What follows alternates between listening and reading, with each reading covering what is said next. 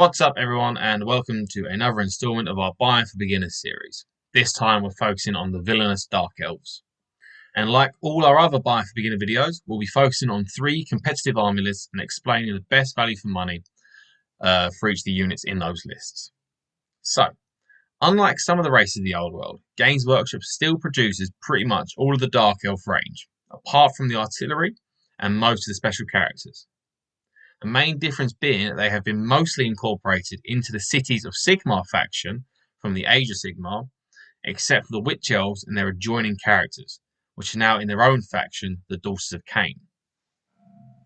The problem we will have is that the Dark Elf range is almost exclusively direct only from Games Workshop, meaning it's going to be difficult to find any third party that sells any of these models at a discount. That being said though, some of the range isn't direct only, so some third-party stockists, such as Boards and Swords Hobbies, you will be able to get a 10 to 20% discount off. It's also worth noting that there aren't many start collecting kits that we can really exploit either, so this is just going to be straight boxes. Now, on to the main event. I'm going to go through some competitive army lists and take you through exactly what you need to buy for each unit or character and give you the best cost I could find for each of them. The first list is going to be 1500 points. The second will be 2,000 points, and the final one will be a Triple Crown Wargaming Event Standard 2,500 point list. In each one, I'll try to keep as many of the units and characters the same, so you can slowly build up your Dark Elf force and not end up with units sitting in a case, gathering dust by the end of it. Although I think all of us are guilty of having those units that we used to use and no longer do.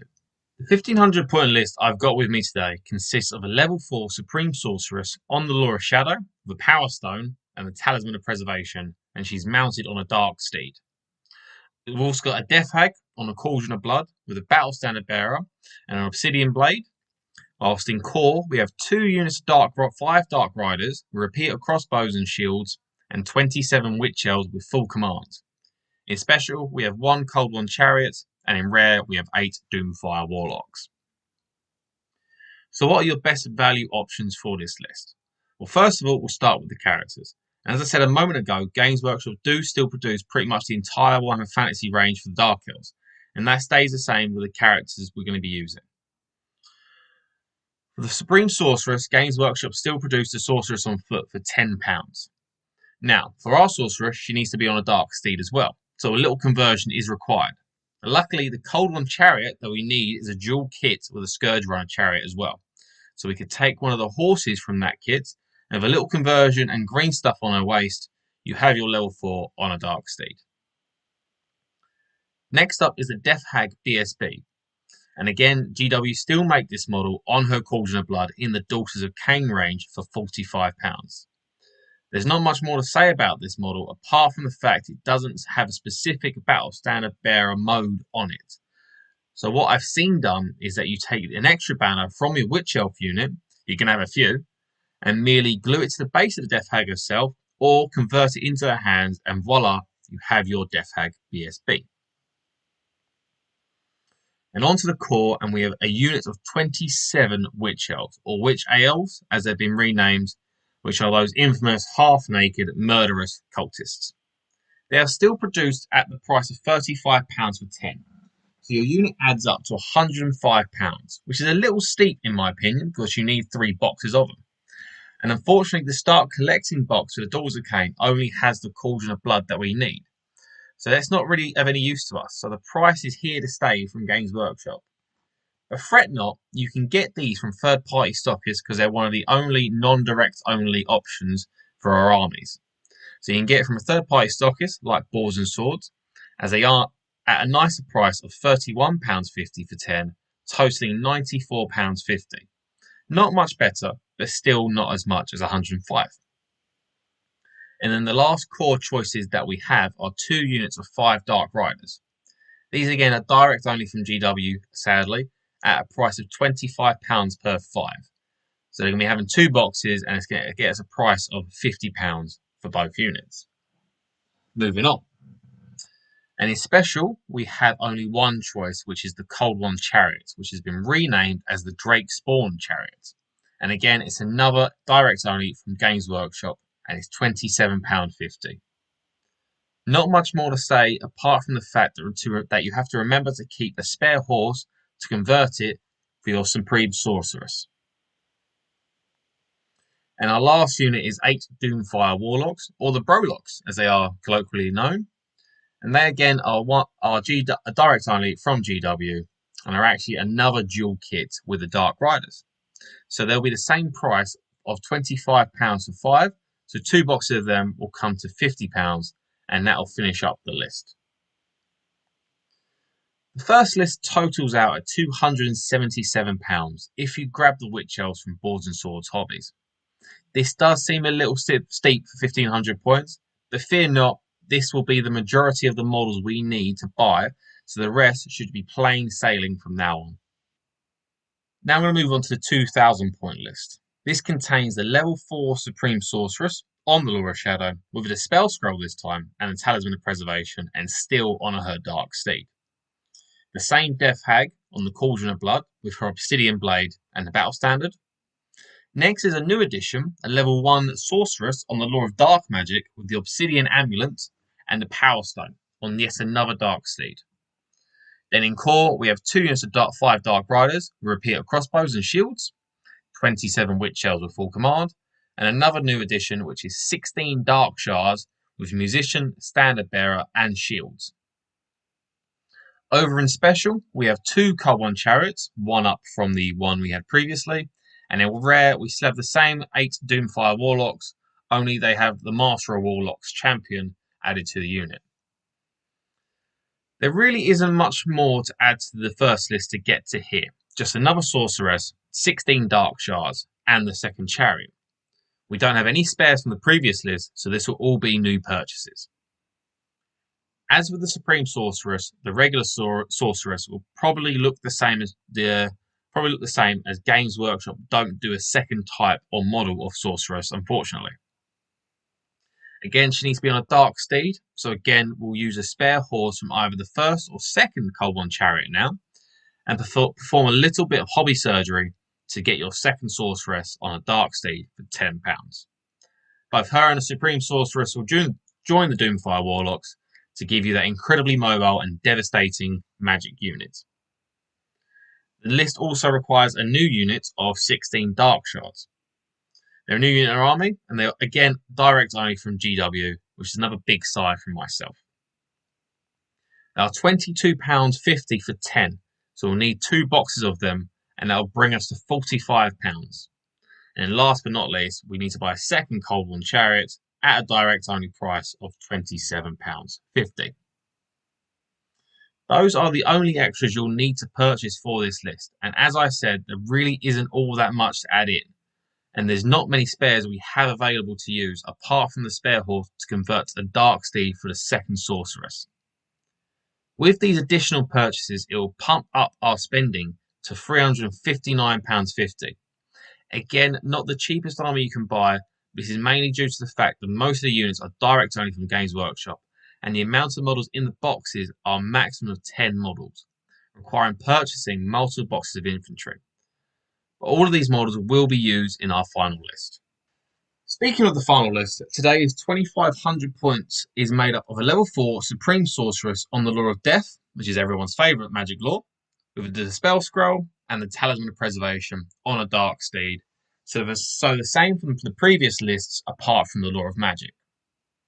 Next, we have a slightly different, but pretty much the same heroes in the Death Hag on the Cauldron of Blood with the Obsidian Blade, the Battle Standard, and now the Rune of Cain to give her even more armor ignoring attacks. And lastly, we have our regular Sorceress, now a level 2, on the Law of Dark Magic, with the Obsidian Amulet and the Power Stone. In core, we have the usual suspects, with the 2 units of 5 Dark Riders with repeater crossbows and shields, 16 Dark Shards with a Musician, Standard Bearer and Shields, and lastly, the now 28 strong Witch Elf unit with full command and the Razor Standard for some armor-piercing goodness. In Special, we still have our 2 One Chariots and the last new units of the army, which is 28 Executioners with full command and the Gleaming Pennant. Finally, in Rare, we still have the 8 Doomfire Warlocks with the Master of Warlocks champion, and that will round out today's final list. There's a few additions in this, namely the Executioner unit, which is a fully new unit, and the extra Witch Elf. Don't panic about the Witch Elf, as you should already have 30 from the original purchase, so you'll have plenty to use. The unit of Executioners is the only new unit for the army, but boy are they a good one in-game. But how do they compare price-wise? Unfortunately, they are the same as pretty much everything else, in that they are direct only and they are £30 for 10. Sad times. So for the 28 of them, you'll need to buy 3 boxes, and that will bring their price up to £90. Not cheap at all, but this is the final unit being bought, so that is a plus. And that's all you need to make the 2,000 point list I went through earlier into this 2,500 point list. So what would that all come to? The final price for 2,500 point army will be £449.50. Yikes. There isn't much wiggle room with this price, with pretty much everything being direct only from GW except for the Witch Elves, as discussed earlier. Aside from that, you may get lucky with auction sites like eBay, but will pretty much be luck dependent on the dice gods. Not much else to say about it, really. A small note of caution is bases. You'll need to source these separately, as a lot of the models are supplied with incorrect base sizes or shapes for Warhammer Fantasy. I found the best Games Workshop equivalent bases are from Tiny Worlds Wargaming. They all come with a slot on the underside of the base to make magnetizing them really simple. And they also sell magnets and movement trays so you can get everything you need in one place. So what will we actually need base-wise? So you're going to need 72 20mm bases, 20 cavalry-size bases, 2 chariot bases, and a special base for the Cauldron of Blood. Tiny Worlds does set to 120mm bases for £14.99. 10 cavalry bases for £3.99, so £7.98 for 20 of them, and 2 chariot bases for £3.99. The only difficulty you're going to have is the Cauldron of Blood base, which is a unique base size of 60 by 100mm, which is equal to 15 Witch Elves to the layman. Now, Tiny Worlds Wargaming don't make a base size like this, so the options you'll have is to glue 15 20mm bases together in a formation of 3 by 5 and fill the gaps with green stuff, or if you have it lying around, you can cut it out of MDF or plasticard. Either way, it's going to be a little bit of a pain to get the base sorted out, but worth it in the end. The total for bases will be £26.63, and added to our grand total for the army, it will be a grand total of £476.13. Again, not cheap, but that will be the best that we can get it down to at this point in time.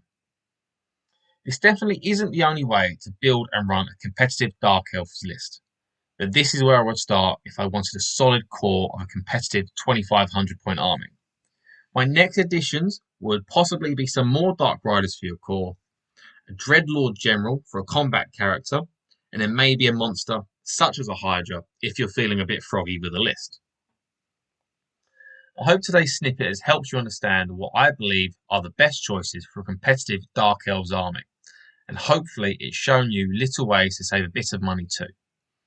If you've got any suggestions you think we missed, or if you want to know what we would use for certain units that are no longer available from Games Workshop, head over to any of our socials at Facebook, Instagram and Twitter, or email us directly.